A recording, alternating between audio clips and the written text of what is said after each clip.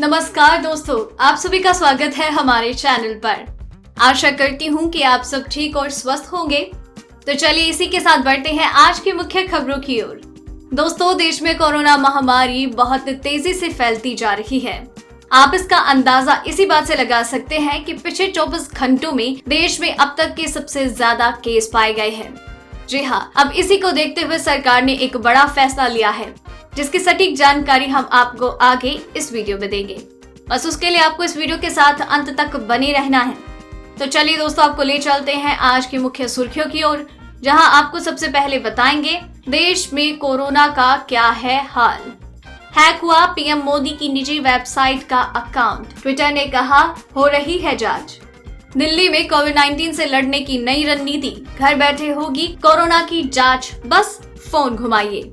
PUBG mobile समेत 118 चीनी apps और गेम्स बैन। 3 बच्चों की पढ़ाई के लिए सरकार देगी खर्चा, जानिए कैसे करे क्लेम।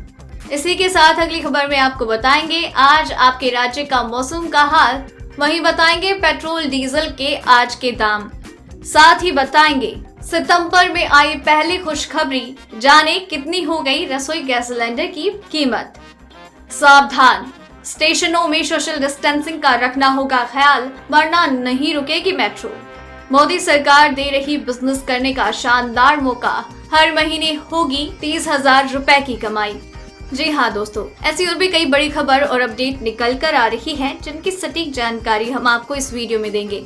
लेकिन उससे पहले आपसे एक छोटी सी रिक्वेस्ट है। इस वीडियो को बनाने में मुझे बहुत मेहनत लगती है, तो इस मेहनत के लिए इस वीडियो पर एक लाइक जरूर कीजिएगा। साथ ही वीडियो के नीचे दिए गए लाल सब्सक्राइब बटन को दबाइए और फिर वहां पर नजर आ रहे बेल आइकन को भी दबा दीजिए, ताकि आपको दिन भर की खबरों की जानकारी लगातार मिलती रहे। तो चलिए दोस्तों, एक एक करके सभी बड़ी खबरों के बारे में जान लेते हैं। इसी के साथ आइए आज की सबसे पहली बड़ी खबर पर नजर डालते हैं।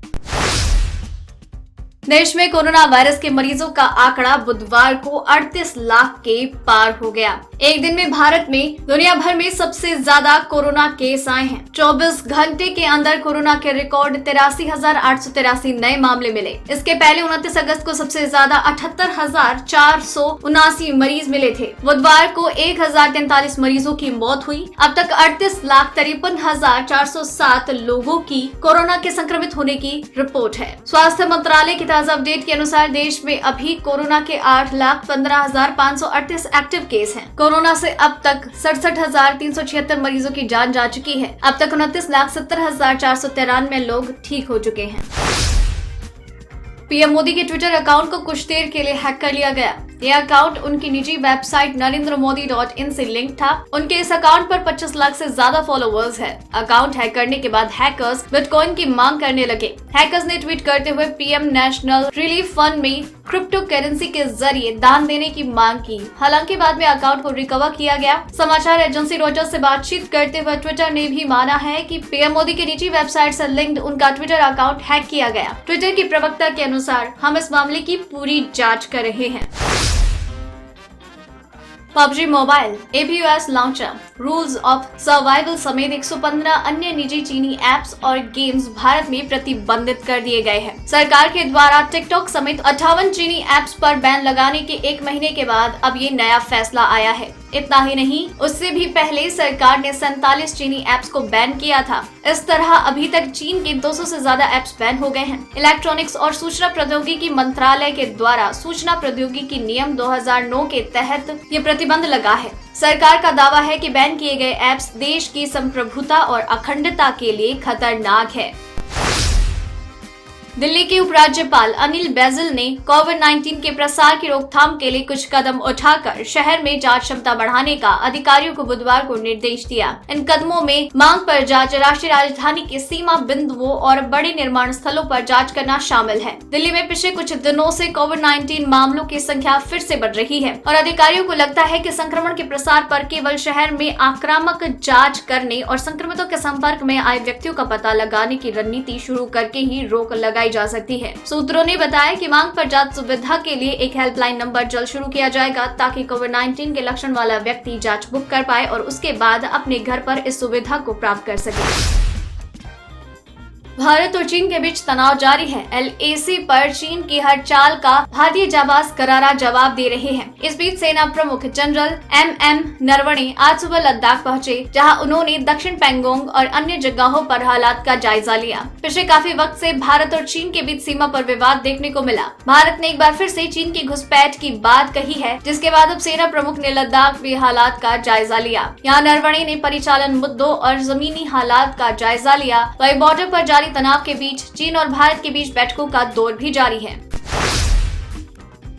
हॉलीवुड अभिनेता डिवेन जॉनसन ने एक वीडियो मैसेज के जरिए बताया कि वो और उनका परिवार कोरोना पॉजिटिव हो गया है। हालांकि वो अभी ठीक हो गए हैं और स्वस्थ हैं। 48 वर्षीय डिवेन ने इंस्टाग्राम पर बताया कि वो, उनके पत्नी लॉरेन और उनकी दोनों बेटियां जैस्मिन और टियाना करीब 2-2.5 हफ्ते पहले कोरोना पॉजिटिव हो गए। उनके एक करीबी पारिवारिक दोस्त को कोविड-19 हुआ था। हालांकि उन्हें नहीं पता कि वो कैसे संक्रमित हुए। डिवेन ने कहा, एक बात मैं आपसे कह सकता हूँ कि ये बहुत चुनौतीपूर्ण और मुश्किल है। अभिनेता ने आगे कहा, मेरा दोस्त जिसे सबसे पहले ये हुआ, वो सारे नियमों का पालन कर रहा था। पहले दोनों बेटियों को गले में हल्की खराश हुई, उसके बाद मेरी पत्नी और मुझे भी ऐसा हुआ। अभी मुझे बताते हुए खुशी है कि एक परिवार के रूप में हम ठीक हैं। हम कोविड-19 मुक्त हैं। स्वस्थ रहने के लिए भगवान का शुक्रिया। दोस्तों, वीडियो में भी काफी महत्वपूर्ण खबरें बची हुई हैं, इसलिए वीडियो के साथ बने रहिए। तो चलिए बढ़ते हैं अब अगली खबर की ओर। सरकारी तेल कंपनियों ने आज डीजल के दाम में कटौती की। कई दिनों के बाद डीजल के दाम में कटौती हुई। दिल्ली में डीजल के दाम में आज 16 पैसे की कटौती हुई। हालांकि पूरे देश में आज पेट्रोल के दाम में कोई बदलाव नहीं हुआ। कल भी पेट्रोल के दाम में कोई बदलाव नहीं हुआ। IOCL से मिली जानकारी के अनुसार आज दिल्ली में 1 लीटर डीजल की कीमत 73.40 रुपए और पेट्रोल 82.08 रुपए प्रति लीटर है। मुंबई में डीजल 79.94 रुपए, पेट्रोल 88.73 रुपए, कोलकाता में डीजल 76.90 और पेट्रोल 83.57, चेन्नई में डीजल 78.71, पेट्रोल 85.04 रुपए प्रति लीटर में बिक रहा है। मॉनसून के दौरान देश के अलग अलग हिस्सों में हो रही बारिश की वजह से कई क्षेत्रों में बाढ़ के हालात हैं। वही IMD ने गुरुवार को भी दिल्ली, राजस्थान, पंजाब, हरियाणा और उत्तर प्रदेश में बारिश का अनुमान जताया। बुधवार को राजस्थान के कई इलाकों में हल्की से मध्यम दर्जे की बारिश दर्ज की गई। मौसम विभाग के अनुसार अगले 5 दिनों तक दिल्ली में बारिश का दौर जारी रहेगा और गुरुवार को मध्यम दर्जे की बारिश का अनुमान है। विभाग के अनुसार 3 सितम्बर को पश्चिम उत्तर प्रदेश के कुछ स्थानों में भारी बारिश का पूर्वानुमान है। विभाग के अनुसार 2 दिनों में हरियाणा और पंजाब के कई इलाकों में बारिश हो सकती है। यहाँ पर गरज के साथ छींटे भी पड़ सकते हैं।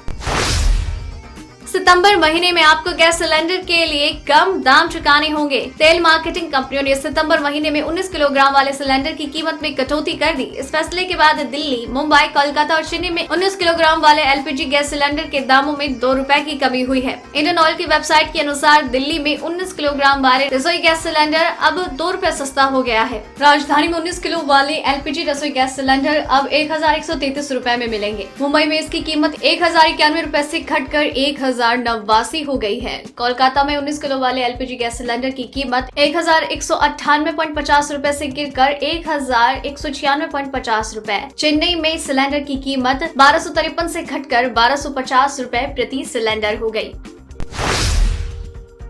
अगले हफ्ते सोमवार से एक बार फिर से दिल्ली मेट्रो सेवा बहाल हो रही है, लेकिन इस बार कई ऐसे नियम होंगे जो आपके लिए नए हैं। मसलन दिल्ली मेट्रो एक दिन में सिर्फ 8 घंटे चलेगी और संक्रमित जोन के स्टेशन बंद रहेंगे। लेकिन इसमें एक नियम ये भी जोड़ा गया है कि अगर प्लेटफॉर्म में यात्रियों के बीच सामाजिक दूरी नहीं दिखी तो ट्रेन स्टेशन पर नहीं रुकेगी। DMRC प्रमुख मंगू सिंह ने कहा, अनलॉक 4 के तहत दिल्ली मेट्रो सेवा में संक्रमण रोकने के लिए सख्त नियम बनाए गए हैं। उन्होंने कहा कि स्टेशन पर ट्रेन नहीं रुकेंगी जहाँ पर यात्रियों के बीच में सामाजिक दूरी का पालन नहीं दिखा।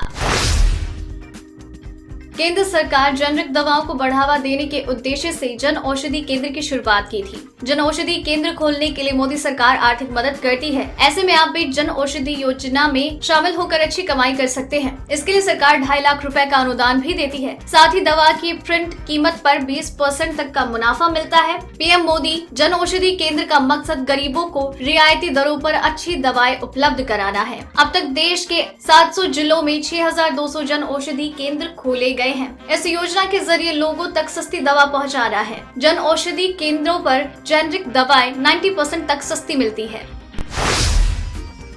7वें वेतन आयोग के तहत केंद्रीय कर्मचारियों को कई तरह के भत्ते मिलते हैं। इसमें चिल्ड्रन एजुकेशन अलाउंस भी शामिल है। इसे केंद्र सरकार ने 1962 में रीइंबर्समेंट ऑफ ट्यूशन फीस नाम दिया, जिसे बाद में बदलकर चिल्ड्रन एजुकेशन अलाउंस रखा गया। नियम के अनुसार केंद्रीय कर्मचारियों को 2 बच्चों के लिए चिल्ड्रन एजुकेशन अलाउंस मिलता है। हालांकि अगर दूसरी संतान जुड़वा है तो पहली संतान के साथ जुड़वा बच्चों को भी इसका फायदा मिलेगा। इसके अलावा नसबंदी ऑपरेशन के फेल होने के परिणाम स्वरूप बच्चे का जन्म हुआ है तो भी इसका फायदा मिलता है। चिल्ड्रन एजुकेशन अलाउंस के रूप में केंद्रीय कर्मचारी को 2250 रूपए प्रति माह भत्ता मिलता है, यानी 2 बच्चों के लिए रकम हो गई 4500 रूपए। दोस्तों, आज की खबरों में बस इतना ही। अगर आपको भी ये खबरें अपने मोबाइल पर हर दिन यूं ही चाहिए तो वीडियो के नीचे दिए गए इस लाल बटन को दबाकर चैनल को सब्सक्राइब कर लीजिए और साथ ही साइड में दिए गए इस घंटी को भी दबाएं। और अगर आपने वीडियो पूरा देखा है तो अपना नाम नीचे कमेंट सेक्शन में जरूर लिख भेजिएगा। तो दोस्तों, फिर मिलते हैं कल। जय हिंद, धन्यवाद।